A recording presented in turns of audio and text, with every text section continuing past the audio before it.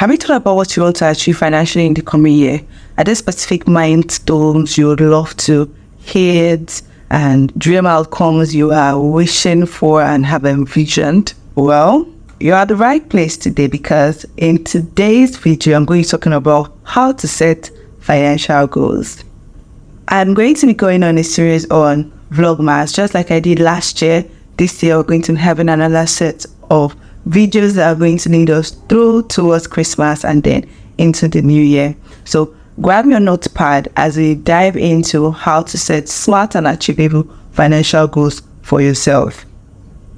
Cousin, I know that 2023 was a lot. It always seems as though every year is a lot because it comes with its own set of stories, challenges, wins, of course, as well. Let's not undermine those wins that we eventually have, right? So now that you have your notepad with you, let's just start writing down some things. So as you're listening to this video, I want you to take down the following. That's on how well the year was. So you probably must have had some dreams, some goals that you wanted to achieve and you did not achieve them. Write them down and also reflect on all of the things that you also won. Understand that where you currently are means that you are currently on a journey and you can eventually achieve a lot of other things. Because we want to set goals that are achievable, we're going to be using the SMART framework. And SMART means specific, measurable, achievable,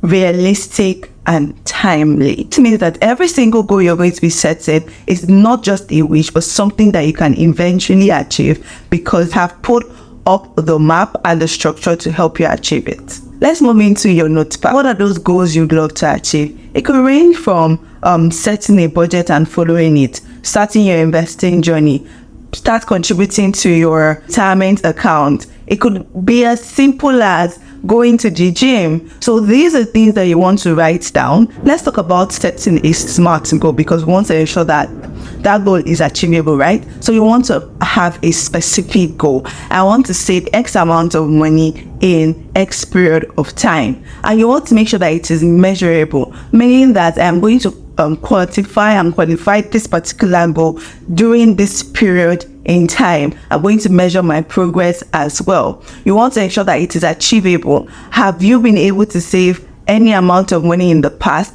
When you look through your finances and your income, are you going to be able to achieve this? Like making a projection, is it realistic? By the time you look through your income and you also look through whether or not you've been able to achieve this particular goal in a particular period in time, you can know whether it is realistic or it is just way overboard or is it too little for you. Then you want to ensure that it is time bound. This means that you want to put a time frame to when you are going to be achieving this particular goal of yours. You're going to repeat this step in every single goal that you want to achieve for the rest of the year.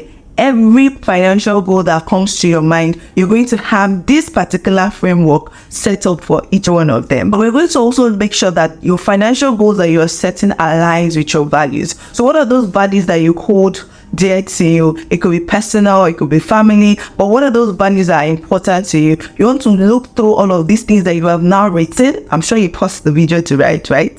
So you want to look through all of these things that you've now written to ensure that it aligns with you. You want to ensure that in everything that you've written down so far as your financial goals, they are things that are valuable to you and that matters to you. So you don't want to go and write up a goal that because someone says, oh, I want to start budgeting, and you go ahead and start budgeting. Does that work for you at this period in time? It doesn't matter to you. Does it align with your values? So you want to scrutinize everything that you've done so far and ensure that they eventually matter to you and align with your personal values. So now that we've taken note of all of these things, hooray, clap for yourself. You are one step closer to achieving those financial goals that you've set. What you now need to do is to ensure that you did not just write them, you clarify them and look at ways that you can achieve them and put it into action. My dear cousins, this is our first video of the financial Vlogmas, and I'll try as much as possible to ensure that